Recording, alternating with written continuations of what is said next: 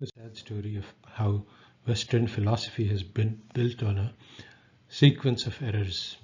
Our goal in this last set of lectures of real statistics and Islamic approach is to explain causality. And this is a central concept of science, that if X occurs, then Y will follow. And there is a basic fact about causality that infants learn causality very rapidly. If they learn that if I cry, then mom will come. But the strange and puzzling fact is that the greatest philosophers in European intellectual history have failed to understand what causality is and how we can learn about it. So, to understand this puzzle, we need to go deep into why the philosophy of science is in Western intellectual tradition is so bad. So we will give a long and complicated sketch of an explanation, and basically you can summarize it in a nutshell by saying that Western philosophers have accepted certain axioms as being true without question, and these axioms are false. So now, having accepted these things, then they are trying to understand the world while assuming that these things which are false are true, and this just can't be done. So they keep making up new theories and more complex theories to explain the contradictions that we keep coming up between the axioms that they have and the world they see and the theories that they develop. And so this keeps going on, but this will never end, and they can never succeed because until they drop the false axioms. So contradictions keep coming up, and philosophies keep becoming more and more complex to deal with these complications. But it's a long and winding road to nowhere, because having started on the wrong track, they can never correct the problem. So we'll go through the history of development of science in the West to explain why this is so. A brief outline of what this lecture will be. We start with the light of Islam, which came into the world 14 centuries ago, and then it spread into Europe eventually, and that ended the dark ages of Europe. This new incoming science had a big battle with the Catholic religion, and ultimately the new science overcame the religion, and Europe adopted science as its new religion. And this commitment to the idea that science is the only source of knowledge and the science is the source of truth is the fundamental error at the bottom of the philosophical tradition of the West. And so once we realize that science is not the only source of knowledge, we can launch a revolution in all of the structure of modern Western knowledge by admitting other sources of knowledge which currently are not admitted as valid or legitimate in the West. Into the details of this outline, we start with the light of Islam, which came into the world 14 centuries ago. So the last message of Allah Ta'ala to the mankind begins with the words read and explains that Allah is the teacher and He will give mankind a knowledge which they have not got. And the effect of this knowledge was that it took ignorant and backwards Bedouin and made them into the world leaders given by Islam, changed the world. And for more details, you should read the remarkable book of Sayyid Abul Hasan Ali Nadwi, What the World Lost Due to the Decline of Islamic Civilization. The key to the success of Islam was that it was a religion all about the search for knowledge. The Quran tells us to seek knowledge and to ask Allah for knowledge and to reject the traditional knowledge which just comes down from generations and think for yourself about all of the wonders that Allah Ta'ala has created. This unique thirst for knowledge, which is part of Islamic teachings, was eventually lost in the Islamic civilization, according to the prophecy that Islam came as a stranger and will become a stranger. Coming to the second point in the outline, this knowledge of Islam spread to the West and ended the dark ages of Europe. Tariq bin Ziyad started the conquest of Islamic Spain, Al-Andalus, in 711, and 1492 the last fortress in Islamic Spain fell. So basically we had 700 years much more than the 300 years or 400 years that Western civilization has had. So in this 7th centuries, eventually Islam rose, the civilization rose, and eventually it fell due to excess of rich wealth and luxury. As Ibn Khaldun noted, that civilizations, when they grow and mature and then they become rich and indulge in luxuries, then they are destroyed. Allah Ta'ala also says that when some people become wealthy, then they become rebellious. And so the fall of Islamic civilization corresponded to the rise of Europe. So Ibn Khaldun has provided a theory of history which explains the rise and fall of civilizations. There are millions of books in the libraries of Islamic Spain which became available to Europe, and this created a revolution of knowledge in Europe. Our own intellectual heritage, which was picked up by Europeans but forgotten by us. Ziad al-Masrafi explains how the Quran had a profound impact on the thinking of the Enlightenment philosophers in Europe. This new knowledge pouring into Europe was dramatically in conflict with the teachings of the Church, and this led to the third point in the outline, the struggle, the battle between religion and science. The Church fought very hard to suppress this new incoming knowledge, and they created censorship. All the books had to be vetted and given seal of approval by the Catholic Church. And any heresy, which is any new philosophy which came in, was subject to the Inquisition. People could be tortured and killed and imprisoned. And many leading intellectuals were either imprisoned or they were subject to such threats.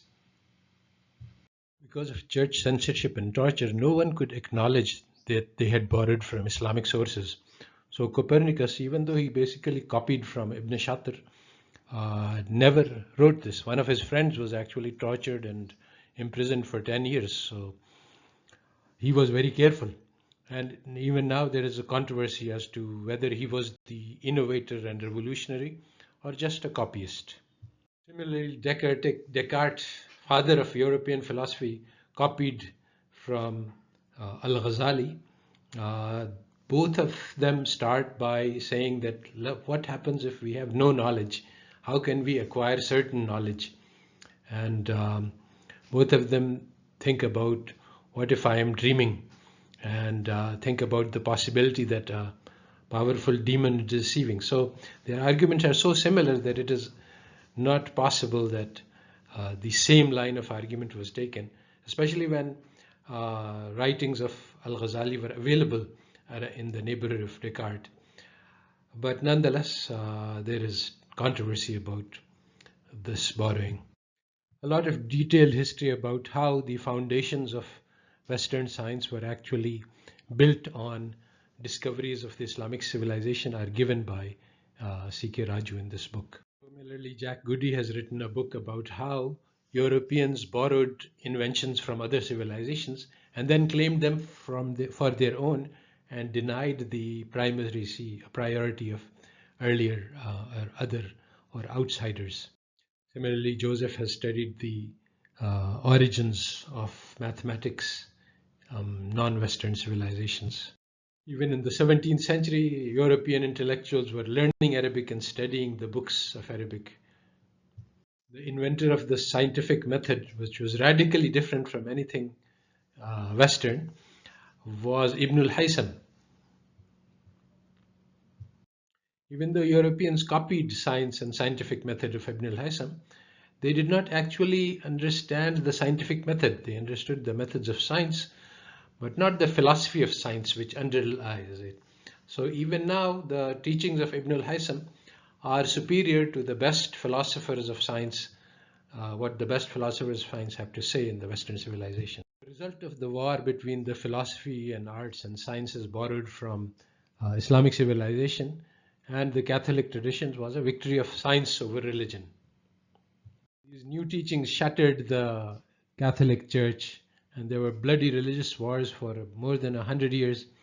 As a result, public became disgusted with religion and said that we should start thinking about things from a non-religious perspective. In particular, it became essential to build politics on a secular ground because the theological politics said that king rules on behalf of God, but when there is a disagreement on what the teachings of God are, then there was massive confusion. So it was necessary to find a neutral ground on which to build the theory of politics. Since it became necessary to abandon religion as a basis for knowledge, so there was developed secular thinking that all knowledge must come from facts and logic only, and religion cannot play any role in our thinking. Abandoning religion, European intellectuals wanted to build the entire structure of knowledge on science, and in this effort, Newton's law of universal gravitation played a very, very important role. Rejection of religion led to the rise of materialism. There is no God, no angels, no soul, no afterlife.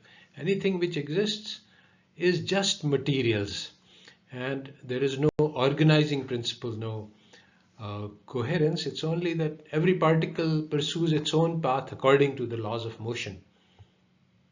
Newton's law explained that every single particle is bound by the laws of gravitation, and so we can predict everything that is going to happen in the universe exactly. So universe is deterministic. It follows a single trajectory, and if you know where it started, you know where it will end up. In a deterministic universe where there's only matter and all the matter follows the laws of physics, then philosophy of science is the philosophy of everything. Everything that will happen will be determined by the laws of physics. So the philosophers attempted to prove the validity of universal law of the laws of physics according to Newton, and also attempted to reshape our understanding of the world according to the Newtonian laws of physics. So Newton's laws created the hope that science will lead to all knowledge that can be had, and so basically the belief in religion was replaced by the belief in science as the solution to all problems of the world. The belief emerged that science is the only source of valid knowledge. Rejection of other sources of knowledge means that the heart cannot tell us anything, and there is no soul, no higher visions. Man is just an animal like the other animals. Even though Einsteinian physics replaced Newtonian physics, these blinders that were created continue to operate, and philosophers continue to think that we live in a universe governed by Newtonian laws, and this has created massive problems in understanding the world. If we make Newtonian physics our religion, that gives us 7 commitments that we have to make. One is that all knowledge is created by science. The other is the demarcation principle, that religion is completely separate. Religion is a complete superstition. Everything that it says about hidden reality is false. It commits us to empiricism, that knowledge can be obtained by looking at the world around us and thinking about it. We don't need to engage the heart or the spirit or get any knowledge from any other source like the Quran. Also, it commits us to the idea that children are born without knowledge, because if there was some knowledge that they were born with, then that would be an addition to the scientific knowledge. And in fact, Islam teaches us that children are born on the deen of fitrah, and they have built-in knowledge of morality and integrity and many other things. But Western empiricism says that no, children are born as blank slates. Similarly, Newtonian physics commits us to determinism. The world follows one trajectory, which means also that there is no free will. We cannot change the course of the world. We cannot choose an action and do something to cause something else, and do something else to cause some other variation. And also, the Newtonian physics led to a nominal science. That is, we don't need to know any hidden reality, because all there is what we can see. All of these 7 commitments are wrong. Is science the only source of knowledge? Well, no. Every human being is unique. My experience at this moment of time has never been had by anybody else before. So no scientific law can be applied to my personal unique experience. And our life experiences are the central source of our knowledge. And our life experiences are not science because there is no pattern which they fit, no law which describes them. The idea that religion and science are opposites of each other is also wrong. Actually, this is hidden from Western intellectuals because they don't have access to the correct scientific methodology. The correct methodology of science is that we use the observable to infer the existence of the hidden reality behind. So we use the miracles of God that we see around us to infer that Allah Ta'ala exists. We use the creation of the universe to understand that there was somebody who created the universe, and that was God. Is empiricism correct? Does all of our knowledge come from observations and logic? Well, universally you find agreement over basic principles of morality. People all over the world in all cultures agree that it is wrong to kill innocents and it's wrong to torture, and they all have agreement and that justice is good, theft is bad. Moral code of conduct is built into human beings, as Islam teaches us that Islam is Deenul Fitra. Similarly, facial expressions, sadness, happiness, these are the same all across. So this is all across the world. So it's not that different cultures train people to express emotions in different way.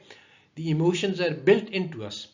And so basically feeling disgust at bad things and feeling happy at good things is built into our nature. And the thing is that these morals that we feel are built into our heart, and they cannot be derived from facts and logic. So empiricism is a false theory of knowledge. Children are actually born with enormous amounts of knowledge, and they learn causality even as babies, which philosophers in the Western tradition have not been able to do so after centuries of effort. Do we live in a deterministic universe? Well, quantum theory teaches us that no, this is not correct. Particles are randomly appearing and randomly disappearing, and there is no law. And so it is thought that the philosophers argue against this by saying that quantum philosophy applies only to the micro level, only at the atomic level. But in fact, this is false also. Quantum effects can be seen at the large scale. In a deterministic universe, no one has any free will. Whatever we do next is completely determined by the laws of the motion of particles. So that means that everyone is an idiot, because all of us think that our choices make a difference, that when we do something wrong, we regret it, we do something right, we are happy, etc. So we think we have choices.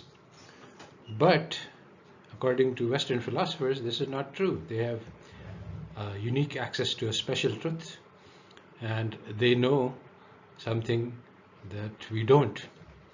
But the problem is that actually children understand causality while the philosophers don't.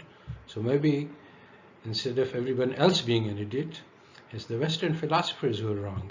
Since the universe follows a single deterministic trajectory, the appearances are all that we have to explain. What we observe is what is there. There is nothing hidden, no other mechanisms, because we've already explained everything. So our only concern is with what we can see. All of these philosophical blinders make it impossible to understand the world we live in. The major unresolved issues over which philosophical controversies have been going on for centuries without any resolution. Their description is what we see of the universe, but explanation goes deeper. But according to positivists, there is no difference, because there is only description. There cannot be any deeper explanation. Now, we all understand the difference between causation and correlation, and this is going to be of major importance in following lectures.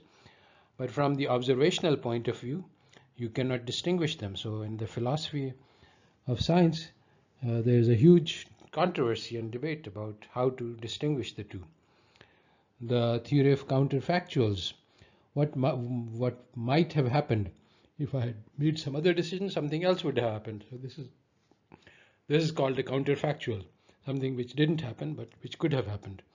Now, according to standard philosophy, this is nonsense because there is nothing else that could have happened. There's only one thing that will happen. Free will is an illusion. Probability doesn't exist because the idea that when I flip a coin, it came up heads, but it could have come up tails. So this probability also, all of probability theory is based on a problem. Similarly, the realist versus nominalist philosophy of science. According to the nominalist philosophy of science, any theory which explains what we observe is correct. It doesn't have to match the underlying reality. And this has led to atrocious philosophies, atrocious scientific theories, especially in economics and in many other areas. We finish this highly compressed lecture with a few remarks. This is taken from a discussion in Stanford Encyclopedia of Philosophy. The common sense view is that I voted for candidate X, but I could have voted for Y instead. But if the universe is deterministic, this choice is an illusion. And so there are two philosophical positions about this. One is that in a deterministic universe, there is no free will. So the idea that the person has that I could have voted for Y, this is false. He could not have voted. So now then the question arises, why do we think these deluded thoughts? Why are we such idiots that we believe that we have a choice when there isn't any? So there is a whole philosophy about how this can work. Then there is compatibilism, that yes, the universe is deterministic, but still it means something to say that I have a choice. And so this requires more subtlety. And there is a whole philosophy which is very difficult to understand, how we can make these two things fit together, that it seems to us that we have free will. In fact, in some sense this is true, although not in the sense that we think it is. But so both of these philosophies, they're trying to solve something, an impossible puzzle, to reconcile deterministic universe with free will. The correct position that this universe is not deterministic, this is not part of the dilemma. So the third choice is not even explored by the philosopher. In studying how theories match facts, a very interesting discovery was made, which is called the Duhem-Quine thesis, that given any collection of facts, you can fit infinitely many significantly different theories to the same set of facts. So it means that given any theory, we can match it, and any set of facts, we can create a match between them. As new facts come in, we can modify the theories and update them and make them more complex to match them. So a simple illustration of this is furnished by the Ptolemaic system. It starts with the assumption that stars are perfect heavenly bodies and spheres are also perfect. So the stars must follow spherical orbits. Now when this turns out not to match, you put epicycle, a sphere upon a sphere, and try to fit that to match. If that doesn't work, you put even more spheres. And you just keep on going and adding and making the theory more and more complex, and you can make it match anything. So actually Ibn al-Hassam said that, the stars are not bound by our theories. What we think they should do doesn't constrain how they actually behave. So we have given a long and complex history of ideas which have spanned centuries. And this explains how Western philosophy went astray because they rejected religion and they made Newton's physics their new religion. And all of European knowledge is built on these philosophical foundations. There's a very interesting Wikipedia article called Getting to Philosophy, which says that take any entry in Wikipedia and click on the first link. Then you get to a new article, click on the first link on that article, and eventually you get to something philosophy. Basically, this shows empirically that all knowledge is founded on a philosophical basis. So all of Western knowledge is built on wrong philosophies. So physical sciences, it is a very powerful tool. It gives us tools to manipulate the world, but it is built on the wrong ideas about what we should be doing with power. I mean, it uses power to exploit and oppress and to kill and to bomb, whereas Islam teaches us that power was given to us to help the oppressed. And similarly, social sciences, all of them are built on wrong assumptions about the nature of human beings as being all head and all calculation and no heart and no soul. So basically, this gives us an opportunity to rebuild the entire structure of human knowledge on proper Islamic foundations.